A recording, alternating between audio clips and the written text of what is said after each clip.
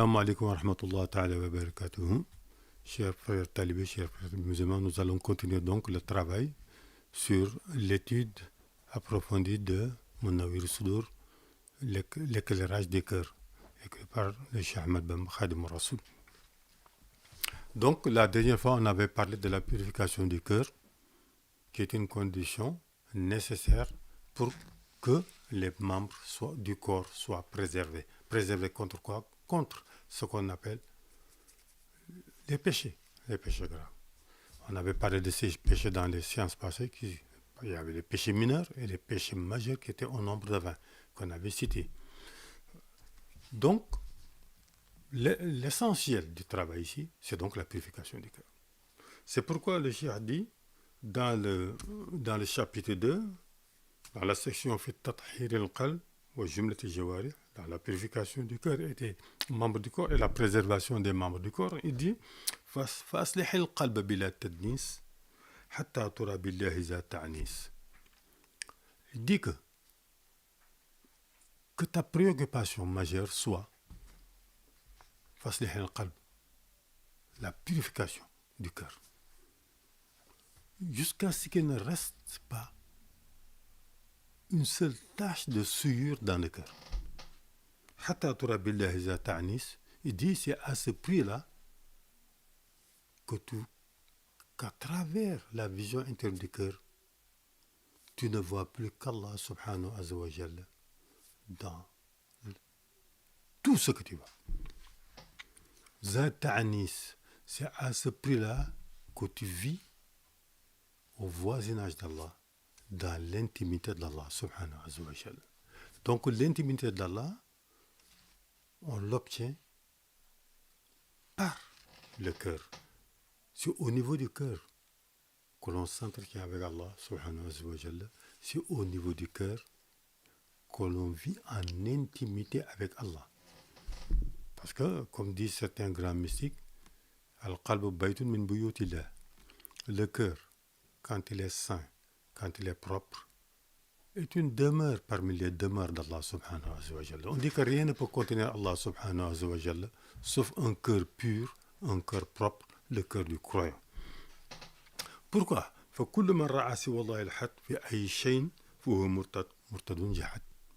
Parce que si le cœur de l'individu, le cœur du croyant n'est pas propre, il peut voir ou entrevoir en toute chose autre chose qu'Allah subhanahu wa ta'ala, autre chose que la volonté d'Allah subhanahu wa ta'ala. Or, quand le cœur est propre, purifié, le croyant, à travers son cœur, dans l'immensité de l'univers, il ne voit plus que l'œuvre d'Allah subhanahu wa ta'ala. Il ne voit plus que l'œuvre d'Allah subhanahu wa ta'ala. Pourquoi? Parce que فكل من رأى سوى الله الأحد في أي شيء فهو مرتد جحد. Parce que celui qui entrevoit autre chose que la volonté d'Allah en toute chose est un apostat. C'est comme si quelqu'un qui a renié Allah subhanahu wa ta'ala, qui a renié son prophète, qui a renié la religion d'Allah, dinullah. Or, pour parvenir à ce degré de proximité avec Allah, il faut avoir un cœur propre. C'est pourquoi il dit فَأَصْلِحِ الْقَلْبَ بِلَا تَدْنِيسٍ. Purifie ton cœur jusqu'à ce qu'il ne reste plus aucune tache d'impureté dans ce cœur. C'est à ce prix-là que les absarul qalb, les visions du cœur se développent, que l'on peut parvenir à ce qu'on appelle al-basir, que je vous ai expliqué tout à l'heure, et qui nous permet justement de percevoir les mondes cachés d'Allah subhanahu wa ta'ala, ce qu'on appelle malakutullah, qui commence de tahta saret, du premier ciel jusqu'au 7e ciel et au-delà, subhanahu wa ta'ala. فكل من رأى في كل الآيات راه في كل الآيات جادله منه بأفضل الآيات. Il dit parce que la récompense de celui qui a travaillé son cœur, qui a purifié son cœur, qui a assaini son cœur et qui a préservé les membres de son corps, sa récompense auprès d'Allah, c'est d'obtenir des avantages immenses et infinis auprès d'Allah subhanahu wa ta'ala. Donc, façon fil qalb. Donc, il ouvre une section, fil qalb, sur le cœur. تحير فؤادك من الرذائل وحلي بأفضل الفضائل. Il dit تحير فؤادك من الرذائل. Donc, que ta préoccupation majeure soit de purifier ton cœur. Il insiste là-dessus. C'est à ce prix-là que c'est comme ça que tu parviendras à avoir les vertus, les qualités humaines, les qualités des grands croyants, des grands awliya, de se rapprocher de l'état des prophètes, alayhi salatu wassalam. Alayhi salatu wassalam. واجتنب الحسد والرياء والكبر والحقد تعزدها. Il dit que si tu veux obtenir la lumière du cœur, c'est la lumière qui te permet d'entrevoir dans les mondes cachés d'Allah subhanahu wa ta'ala. Il dit واجتنب الحسد. Abstiens-toi, évite autant que possible, enraye de ta vie ce qu'on appelle hasad, la jalousie. Riya est l'ostentation, le voyez-moi. Wal kibr, l'orgueil. Wal hiqd, la haine. Si tu veux obtenir la lumière du cœur. Riya, et là il insiste ce qu'on appelle Riya, le voyez-moi, ou l'ostentation en un terme beaucoup plus barbare. Riya, c'est celui qui, comme on vous l'a expliqué tout à l'heure, qui n'agit que pour être vu, que pour être aimé par les autres, que pour avoir une place de choix dans le cœur des gens, pour qu'on dise, ah, c'est un bon musulman, ah, qu'il est généreux, ah, qu'il aime partager ses biens, ah, que c'est un grand dévot. Il est allé à la Mecque une fois. Il récite le Coran par cœur. Il fait des séances de récital du Coran. Alors que dans tout cela, celui qui est entaché d'ostentation, de riya, ne cherche pas l'agrément d'Allah. Il cherche tout simplement à avoir une bonne place dans le cœur des gens. Et c'est cela sa récompense dans ce bas monde. Sachant que les gens, quand ils t'admirent, quand ils t'exaltent, c'est pour un moment. Après, ils te relâcheront et tu tomberas très bas. Donc le riya est très mauvais. Il dit que faut shirku asghar. Le Cheikh Ahmed Bamba nous dit de nous méfier du riya, de l'ostentation. Pourquoi? Parce que faut shirkun asghar. C'est un péché d'association, c'est le péché d'association le plus petit et qui est caché. Pourquoi? Parce que celui qui, dans ses actes d'adoration, ibadat, associe un autre qu'Allah subhanahu wa ta'ala, que ce soit un génie, que ce soit un être humain ou un autre, qui à travers ses actes d'ibadat associe quelqu'un d'autre. Ça veut dire qu'il prie, il jeûne, mais il ne prie pas seulement pour Allah, il ne jeûne pas seulement pour Allah, mais il prie pour les gens, pour que les gens disent que lui il fait le ramadan, lui il prie, c'est un bon musulman, ceci, cela. Il dit que c'est pourquoi c'est un péché d'association. C'est-à-dire à l'acte d'adoration d'Allah, au lieu de chercher l'agrément d'Allah, tu cherches plutôt l'agrégation, ou bien tu associes à la recherche à tes actes d'ibadat l'agrément des gens. Donc c'est un péché mineur, asghar, shirk. Shirk, c'est le fait d'associer à Allah d'autres divinités, ou de dire qu'Allah a un fils, ou un égal, ou il a un second, ou il a besoin de quelqu'un en quoi que ce soit. Ou quelqu'un qui associe à Allah, dans même ça, ses actes d'adoration, quelqu'un d'autre. Quelqu'un d'autre qui cherche plutôt la satisfaction du roi ou la satisfaction des gens. C'est pourquoi il dit Ashirkun asghar. C'est un shirk, un péché d'association, mais mineur, le plus petit, mais qui est grave, très grave. Sahibu fi abanin musaghar. Il dit que celui qui commet ce péché, riya, l'ostentation, sera déchu et déçu. Il sera déchu, il ne sera pas récompensé par Allah, et le jour de la résurrection, il sera déçu, puisque Allah ne posera pas sur lui un regard de miséricorde, et ne lui accordera pas son agrément ni sa satisfaction. Donc il sera déçu, c'est la grande déception.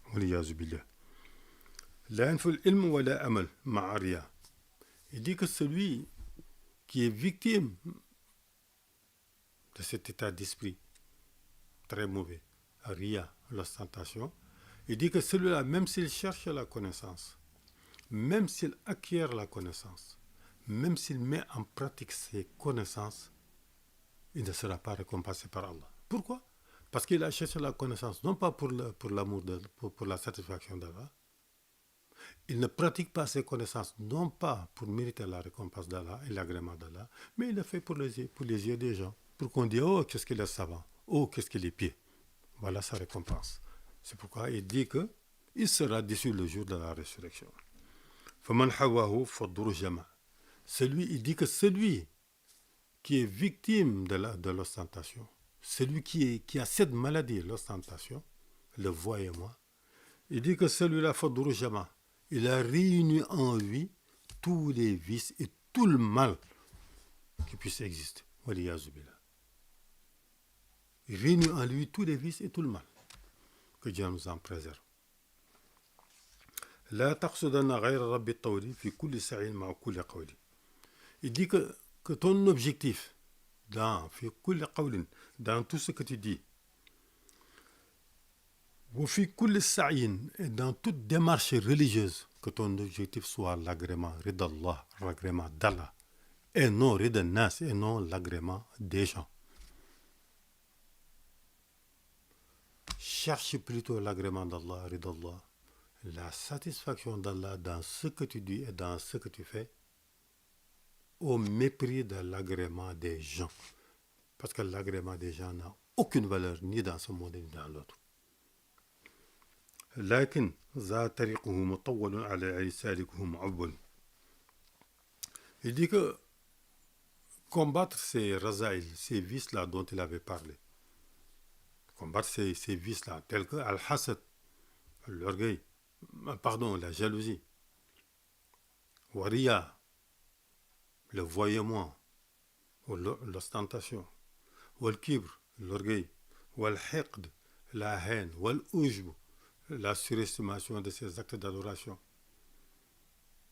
Il dit que le chemin qui nous mène vers la purification du cœur de tous ces défauts, ce chemin est long, très long.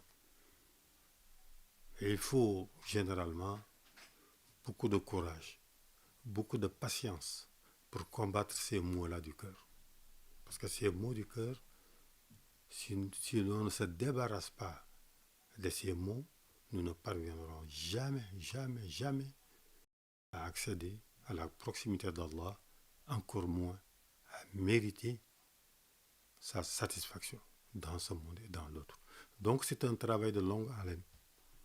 Un travail de longue haleine, un travail très difficile qui demande beaucoup de courage, beaucoup de perspicacité et un combat sans relâche.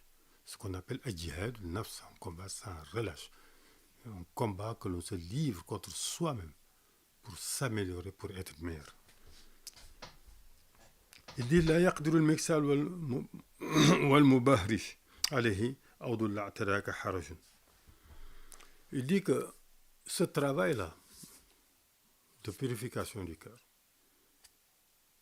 ni le paresseux, ni le vaniteux. Le vaniteux, c'est celui qui n'agit que pour la gloriole, qui prie, qui jeûne, qui va à la Mecque pour dire aux gens, voilà, tel que je suis, voilà ce que je vaux. Mes actes sont les meilleurs, et qui se croient au-dessus de tout le monde par ces actes d'adoration. C'est le vaniteux. Et qui se glorifie partout où il est. De ce qu'il a, oui, j'ai fait la Mecque 10 fois, ou 50 fois, j'ai fait de grands sacrifices chaque année, je sacrifie 25 bœufs, des camélidés, je donne à manger. Celui qui se glorifie, voilà le vaniteux. Il dit que celui qui est comme ça, et qui n'est pas très, très loin de l'ostentation, et du paresseux. Le paresseux, c'est là ce qu'on appelle le kasal. Le kasal, c'est quelqu'un qui est très paresseux, qui n'agit pas dans la voie d'Allah, qui est passif, qui est toujours étalé sur les lits en train de dormir. Il dit celui-là, ces deux-là ne parviendront jamais à réussir ce travail qui est la purification du cœur et la préservation des organes du corps. Parce que ça demande de la vaillance, ça demande de la perspicacité, ça demande du dynamisme et de l'action. Donc quelqu'un qui est mixal, quelqu'un qui est frappé de paresse et de vanité, il dit ces deux-là ne parviendront jamais à cela. Jamais.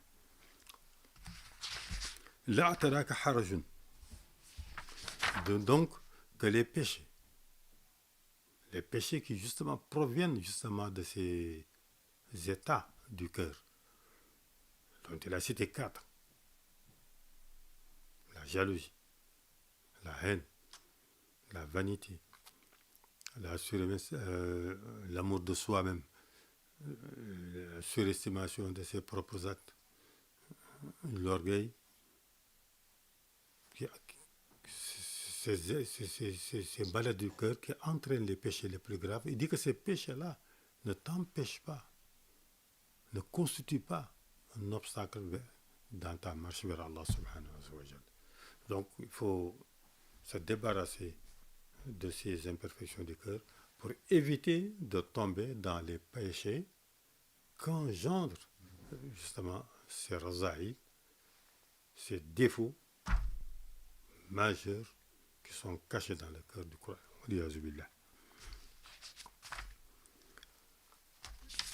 Donc, voilà ce que le cheikh a dit à propos du cœur. Donc, en conclusion, nous voyons que là, le grand travail, c'est la purification du cœur. Est-ce que l'individu peut lui seul parvenir à ce travail-là ou faut-il de l'aide? Certes, l'aide d'Allah subhanahu wa ta'ala, et surtout se mettre sur le chemin. Connaître les grands chiours, ce qu'on appelle chiours al-tarbiya, les maîtres de l'éducation spirituelle. Avoir un maître, avoir un objectif, al-himma. Al-himma, c'est l'aspiration suprême, l'aspiration religieuse la plus élevée, qui constitue à chercher l'agrément d'Allah, Allah subhanahu wa ta'ala, dans ce monde et dans l'autre. Et pour cela, l'individu ne peut pas le faire tout seul. C'est comme quelqu'un qui est malade. Il ne peut pas se guérir tout seul. S'il ne connaît pas sa maladie, s'il n'est pas un médecin, mais il va avoir un médecin. On va lui désigner un médecin. Un généraliste va lui désigner un spécialiste pour guérir sa maladie. Dans la voie d'Allah subhanahu wa ta'ala, c'est pareil. L'individu est considéré comme quelqu'un qui est malade, et cette maladie a pour source les imperfections du cœur.